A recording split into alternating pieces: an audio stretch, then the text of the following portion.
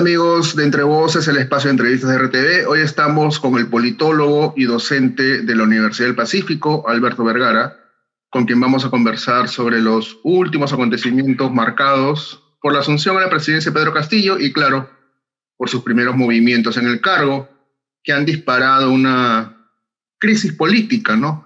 Luego de que se conociera la composición del gabinete, que será liderado por el premier Guido Bellido. Bienvenido y gracias por estar con nosotros, señor Vergara. Enrique, muchas gracias a ti por la invitación, que no nos veíamos hace tiempo. Hace ya un muy buen tiempo, es verdad, pero creo que es una buena ocasión para reiniciar estas conversaciones. Hay varios puntos que analizar, me parece, ¿no? Empecemos cronológicamente, ¿de acuerdo? El mensaje. Mi impresión es que en un momento ayudó a calmar un poco el ambiente, sobre todo por el compromiso de honrar la Constitución para impulsar una asamblea constituyente. Ya luego lo que vino después es otra historia, sobre eso conversaremos también. Pero primero vayamos al mensaje en concreto. ¿Qué le pareció esta primera aproximación de Castillo presidente frente al país? O sea, creo que lo que dices es correcto, ¿no? Lo que pasa es que el discurso ya no puede ser leído como algo aislado del 28, sino que tiene que ser leído a la luz de lo que ha ocurrido el 29 y el 30, ¿no? Es decir, cuando ya el gobierno ha tomado decisiones, acciones, ¿no? Gobierno o desgobierno, no sé, pero entonces, si te sales del día y piensas en lo que vino luego, lo de la Constitución termina siendo menos relevante, ¿no? Lo que termina para mí siendo más importante en realidad es esta parte inicial del discurso, con esta parte introductoria, con este rollo teórico, histórico, y creo que es importante. Fue celebrada, ¿no? Por un sector de la gente fue celebrada, me parece, ¿no? Fue celebrada, y eso me parece preocupante, porque Castillo lo que presentó ahí es una versión de lo que Gonzalo Portocarrero y Patricia Oliart llamaron a fin de los 80 la idea crítica en la escuela peruana, ¿no? Y que aludían a este relato transmitido por los maestros radicalizados desde los 60, que instauran este relato simplista, ¿no? Donde la historia nacional se explica en términos binarios de opresores y víctimas, y en la cual el incario era pues este momento edénico, armonioso, que solo es destartalado por los españoles que instauran todos nuestros males hasta hoy, ¿no? Entonces seríamos un pueblo vejado políticamente y expoliado económicamente, ¿no? Y entonces es una forma bien, es un relato ridículo, como señalaba Portocarrero además, y como demuestra Castillo, en su condición de maestro radical, es un relato que ha sobrevivido. Ahora, ¿por qué me parece importante esto? Porque el simplismo de ese relato es ausencia de complejidad, ¿no? Porque no importa que tú digas que Atahualpa mató, violó a todo el Ayu de Huáscar, ¿no? La discordia la trajo Pizarro en esta lógica, ¿no? Entonces, pero lo que digo es este discurso histórico sin complejidad es muy difícil que pueda sostener teóricamente a la democracia, que es justamente un sistema político complejo. Como buen relato radical de los 60, lo que convoca pues es a un régimen autoritario, fuerte, sin matices, sin negociaciones, ¿no? A uno regido o por la doctrina total o por el caudillo infalible. Entenderlo bien. Entonces, esta lógica del bueno versus el malo que Castillo expone en su discurso lo estaría acercando a posiciones caudillistas, populistas. Exacto, ¿no? Es la frase de Dahrendorf, esa de el populismo es simple y la democracia es compleja, ¿no? Entonces, yo creo que a mí por lo menos me pareció interesante ver que ahí hay unas pistas mentales que te llevan hacia un tipo de gobierno no democrático, ¿no? ¿No le atribuye a esa parte del mensaje al menos, sí, una posición reivindicativa, que él haya reivindicado su pasado de profesor rural, o su presente de profesor rural en realidad, porque lo sigue siendo, su condición de campesino, etcétera? Me parece que es importante una presencia histórica, porque sí creo que es más que simbólica, y he escuchado a mucha gente que decía que es simbólico, pero simbólico era Toledo jurando en Machu Picchu. Es menos simbólico que él es realmente un pedazo de historia peruana llegando en el bicentenario de la presidencia, desde luego. y de una representación importantísima. La representación no solo puede ser, digamos, no solo existe en su vertiente liberal partidaria, sino que la representación también existe en el sentido de, valga la redundancia, existir en una esfera pública, y por lo tanto yo creo que eso es innegable. Pero Castillo está parado de alguna manera en el cruce entre esa presencia histórica y la irrelevancia política. ¿Cree usted que estamos, me da la impresión, ante un proyecto entonces de raíz autoritaria, populista, digamos? Yo creo que sí, porque lo que hemos visto en estos 2 o 3 días es un gobierno que ha mostrado un desprecio por algo que es fundamental en las democracias liberales. Lo que diferencia a una democracia de un autoritarismo o una dictadura es que quien gobierna, quien toma decisiones, es responsable ante la ciudadanía. Responde ante la ciudadanía que votó por él. En un régimen dictatorial, en cambio, quien manda no es responsable. Por ejemplo, Montesinos, ¿no? La existencia de Montesinos es inaceptable en una democracia porque toma decisiones fundamentales sin haber sido elegido. Es un actor irresponsable, al margen del entramado legal de la democracia que te permite hacerlo rendir cuentas. Cerrón sería algo parecido, digamos, alguien que toma decisiones sin haber sido elegido, es lo que estoy entendiendo. No lo Así es, en estos 2 días... Digo que por ahí van los tiros. O sea, en estos 2 días, lo que vemos es que la autoridad elegida, el presidente Castillo, por alguna razón que no sabemos, o no puede o no quiere tomar las decisiones clave del país, las cuales las está realizando Vladimir Cerrón. O sea, que el poder está siendo trasladado hacia alguien sin responsabilidad. Y esto es la negación de la democracia. El poder democrático en este país, en este momento, está vacante. En los hechos, Castillo ya fue vacado por Cerrón. Aceptando que efectivamente Cerrón parece tener, o quitémosle el parece, ¿no? Tiene una posición relevante en la cadena de mando, digamos, por decirlo de alguna manera. Quien toma la decisión final finalmente es el presidente, ¿no? Eso también es cierto. Decir Cerrón es el que manda no es quitarle responsabilidad a Castillo. No, por eso digo, el señor Castillo tiene que asumir el poder. No puede seguir siendo alguien que deja que las decisiones sean tomadas por alguien que está fuera del entramado legal de la democracia. Eso es por eso te digo, o sea, lo que estoy diciendo es que el presidente Castillo, en última instancia, es responsable de esta situación y tiene que hacerse cargo. Yo no estoy tratando de decir que de victimizarlo en ningún sentido. Estoy hablando en términos de cómo funciona institucionalmente una democracia. Esto que usted plantea se circunscribe quizás a este periodo que estamos viendo en estos momentos. Sin embargo, también es cierto que hemos atravesado en los últimos años algo que tiene que ver más con un problema en el sistema mismo, ¿no? Lo hemos visto en años recientes, vacancias presidenciales que se esgrimen como amenazas cada 2 meses, confianza que se presentan cada tanto. En realidad, sin responsabilidad, sin contención, la democracia también es difícil de sostener, ¿no? ¿No hay también un problema ahí de fondo? De hecho, creo que podríamos utilizar la expresión, tú que eres colega politólogo, te acordarás de la expresión de Guillermo O'Donnell, el juego imposible, ¿no? Guillermo O'Donnell usaba para la Argentina de la segunda mitad del siglo XX la idea de que la democracia era un juego imposible, porque intentabas con el peronismo dentro del sistema, se caía, intentabas con el peronismo por fuera del sistema, se caía también, ¿no? Entonces ya era un juego imposible. Yo creo que nosotros hemos entrado a nuestro propio juego imposible, que significa que es bien difícil, pues, mantener la democracia, hacerla sobrevivir, prosperar, si los actores no quieren democracia, pues.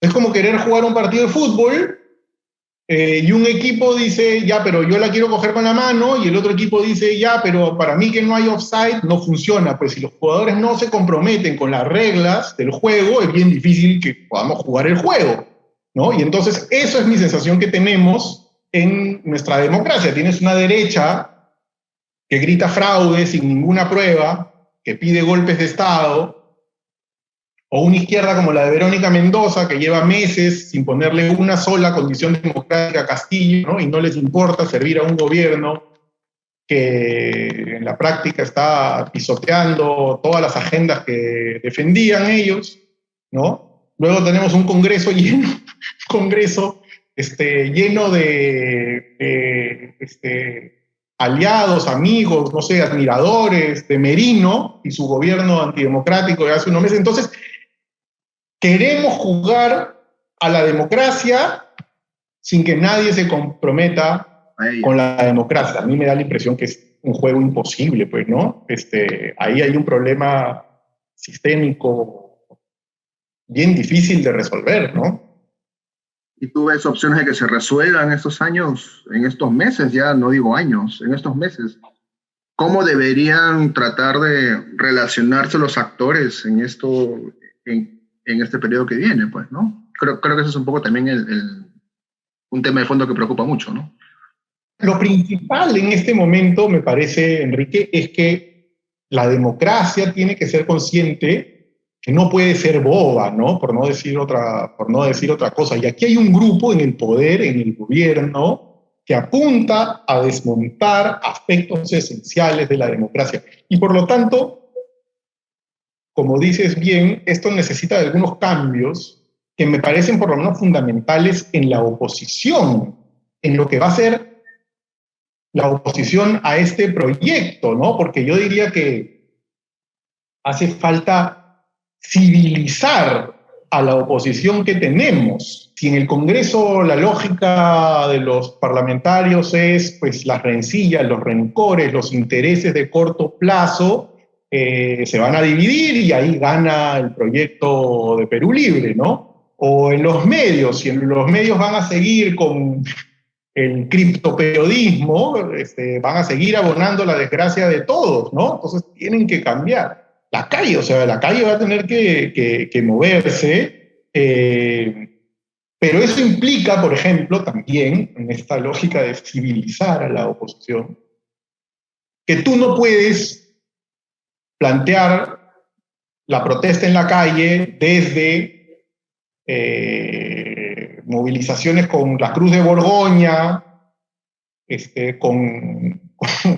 con camionetazas, tomando las calles de Lima, ¿no? Camionetazas que Bryce decía que en Lima las camionetas son mezcla de tractor y calesa, ¿no? Entonces, o con manifestaciones llenas de gritos, convocando pues a la muerte de esos serranos comunistas. Entonces, toda esa combinación, todas esas formas de oposición de los últimos, que hemos visto en los últimos 2, 3 meses, si se mantienen, estamos perdidos, porque no solo son inmorales, sino que ya hemos visto que no dan resultados, ¿no? Pero ¿cómo se civiliza a Fuerza Popular? ¿Cómo se civiliza a Restauración Nacional? Que son precisamente los movimientos que han estado detrás de estas manifestaciones que usted bien retrata como racistas, profundamente, por ejemplo, y violentas, por cierto. ¿Cómo civilizamos eso, no? No lo sé. Mi argumento es que si no lo haces, vas a perder de nuevo. Y que por lo tanto, aunque sea por el propio interés, date cuenta que no puedes seguir teniendo una actitud fundada en el desprecio al país, porque eso lo que va a convertir es que el proceso político se convierta en una dicotomía, en una división entre Lima y las provincias, entre la oligarquía y el Perú popular, entre si cae la oposición en ese juego, las posibilidades de que el proyecto autoritario de Perú Libre triunfe son mayores. Es que mi argumento es que si se puede hablar de autoritarismo en el gobierno, yo creo que también se puede hablar de autoritarismo en el Congreso. Es un poco mi Claro, ¿no? por eso te digo que estamos en el juego imposible. Y entonces, ante esa situación, lo único que te puedo decir es que para los demócratas, a cada día su afán, Ajá. a cada día su afán. Hace un mes, el peligro golpista mayor estaba en la derecha, hoy día está en la izquierda. Y seguramente si se cayera a la izquierda, el péndulo regresaría a que el problema autoritario está en la derecha. Sí, pues, pero ¿qué vamos a hacer? Así es la vida en el juego imposible. Pedro Castillo como presidente no tiene algo para ser rescatado, finalmente representa las ambiciones justas de un sector de la población. Usted lo sabe muy bien, ¿no? Lo sabemos todos, creo. Postergado, ninguneado, etcétera, ¿no? Postergado. Finalmente, porque si le fuera bien a él, le iría bien al país, ¿no? Un país que finalmente merece, necesita algo de estabilidad. ¿Usted rescataría algo en Castillo, por ejemplo? ¿Usted ve alguna manera de que Castillo, desde su mirada, quiero decir, por supuesto, pueda tener alguna opción de éxito? Eh, yo creo que sí, porque potencialmente es lo que tú dices, es la llegada al poder en el bicentenario de un sector del país que nunca existe en la esfera pública, nacional, en la esfera oficial. Y eso es importantísimo. Pero se agota si no está seguido de convicciones democráticas y de convicciones de hacer eso que dices tú, que le vaya bien al país. Y eso es lo que no hemos visto hasta ahora. Es decir, yo creo que casi que estamos obligados a darle un chance a Castillo, pero eso implica que se dé cuenta muy rápido me parece, de dos cosas. Uh-huh. Una es que él es el presidente elegido y que tiene que asumir su responsabilidad. Si no va a asumirla, que renuncie, ¿no? O sea, tiene que tomar posesión efectiva del poder. Pero al hacerlo, y esta es la segunda cosa que creo que es importante, debe, me parece, tomar conciencia de quién es él en la política peruana. Y él no es un titán de la política, ¿no? Faulkner decía esto de que Hemingway era el menos fracasado de los escritores norteamericanos, ¿no? Castillo es el menos fracasado de nuestros políticos. Y tiene que hacer política desde la humildad de ese hecho.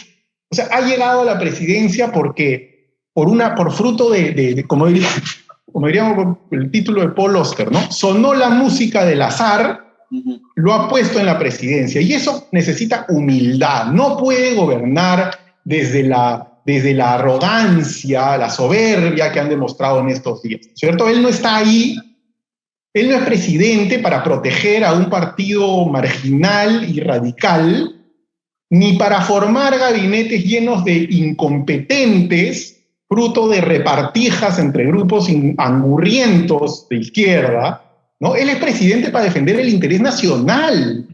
Y si no entiende eso pronto, yo creo que la vacancia está a la vuelta de la esquina, ¿no? La vacancia impulsada por sectores de oposición, dice usted. Y sí, en el Congreso es el único que puede impulsar una vacancia.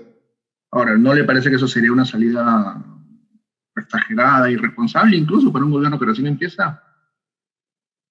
Por eso digo, si es que él insiste en la vía que estamos viendo en estos días, la democracia no puede ser boba, la democracia tiene que defenderse. Uh-huh. No estoy diciendo que haya que ponerla en práctica mañana, estoy justamente diciendo que tiene que entender, que tiene que gobernar parado dentro del entramado institucional que significa una democracia. Y él él está insistiendo en ponerse al margen de eso. En un aspecto adicional, además, Enrique, muy preocupante. Un gobierno que está abocado a gobernar a puerta cerrada, en la clandestinidad, sin reflectores, ¿no? No quieren despachar en un edificio público, no quieren que haya prensa en la juramentación. Eso es una síntoma clarísimo de un gobierno no democrático que le rehúye a la transparencia y que está optando por más bien la clandestinidad, la puerta cerrada, el pacto bajo la mesa, ¿no? Entonces, si insisten en todas esas prácticas, obviamente la democracia se tiene que defender con las armas que tiene, por supuesto. De acuerdo. Pero eso no abonaría más a la inestabilidad, digamos, un poco lo que habíamos conversado antes, ¿no? Esto de la democracia imposible, ¿no? Pero sí, porque sí, pues, o sea, ¿qué podemos hacer? ¿Tú quieres una estabilidad comunista? Yo no, yo prefiero que sigamos en la inestabilidad defendiendo lo que tenemos.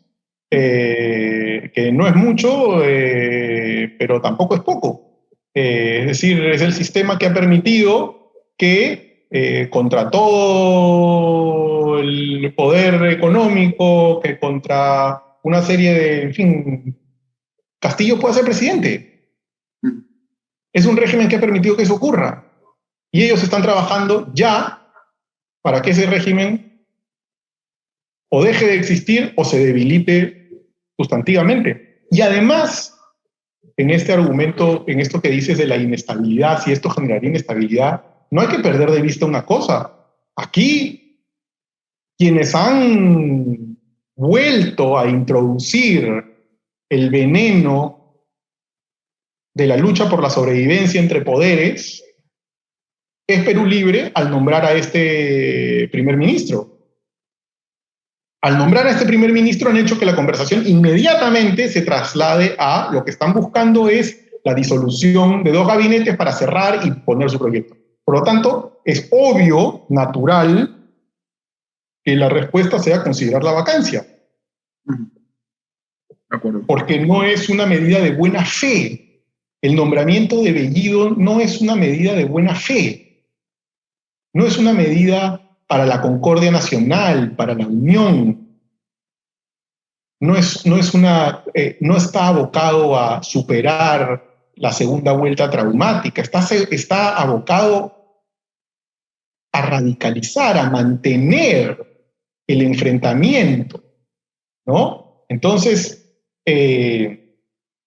poner a alguien que tiene simpatías por Sendero Luminoso, después de que toda la campaña se han quejado que nos están terruqueando, ponen a alguien con simpatías por Sendero Luminoso, con simpatías por Corea del Norte, homófobo hasta el tuétano. Entonces, es una declaratoria de voluntad de conflicto, de choque, de radicalizar, de polarizar. Es como si, un amigo me decía, es como si Keiko Fujimori ganaba y ponía de premier a Vania Tais. Entonces, en la medida en que es una provocación irresponsable, nada más que para ver si pueden cerrar el Congreso, o de última, tal vez no es esa estrategia, pero ya estás poniendo a una serie de políticos que hacen evidente que desprecias a la democracia y a sus valores fundamentales. Bueno, la democracia tiene que defenderse, pues. De acuerdo. Ha sido una conversación interesantísima, señor Vergara. Le agradezco mucho el tiempo que se ha tomado con nosotros, realmente. No, te agradezco a ti, Enrique. Realmente muy paja poder conversar así en términos un poco más grandes y con tiempo. Amigos entre voces, eso sí todo por hoy. Muchas gracias.